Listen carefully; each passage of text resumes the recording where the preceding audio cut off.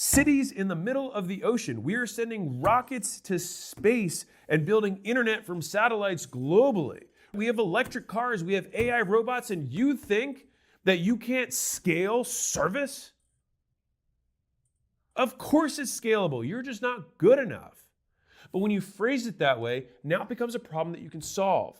This is a second hack of hacks for figuring this out. Insert the problem that you claim to have that is unsolvable and frame it in the form of an I don't know.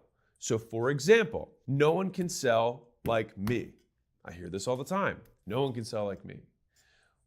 What if you said, I don't know how to get anyone to sell like me? Salespeople suck. I don't know how to find good salespeople.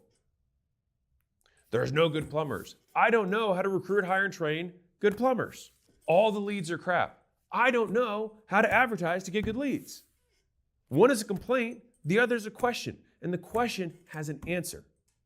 And so as soon as you can actually ask the right question, you start walking down the path to getting the thing that your business actually needs, rather than you just complaining and giving yourself an excuse for why your business isn't growing anymore. And then you cast all the power out to some external thing, and that way you feel good and you can rock yourself to sleep every night saying, you know what, I gave it the good fight. But there are some people who actually want to fucking win.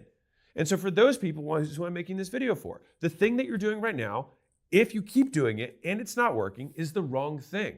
So let me give you one that you might not know as much about. So in the investing world, so I got into this, right? So Layla and I took out, many tens of millions of dollars in distributions, and we also sold the company for lots of tens of millions of dollars. And so we had enough money that we could start our own family office and actually start buying companies and investing.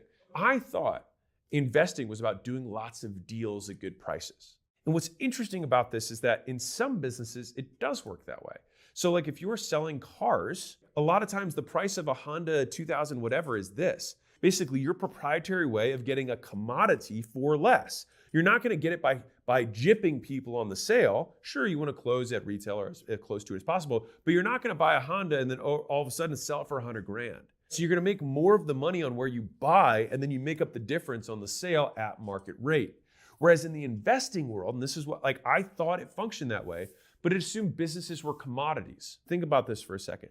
It assumed that, okay, I'm just going to try and buy as many businesses as I can and buy them for as low as possible. But the problem I was missing is that a really good business can outperform all of your bad ones with one good deal. For me, what I thought I was in was the high volume discount deals. The business that I was really in was learning how to say no at a much higher velocity to a much higher number of deals because you only need one Facebook. So let's confront the real problem. At each stage, I've had these learning curves where I thought I knew what the business was about. And then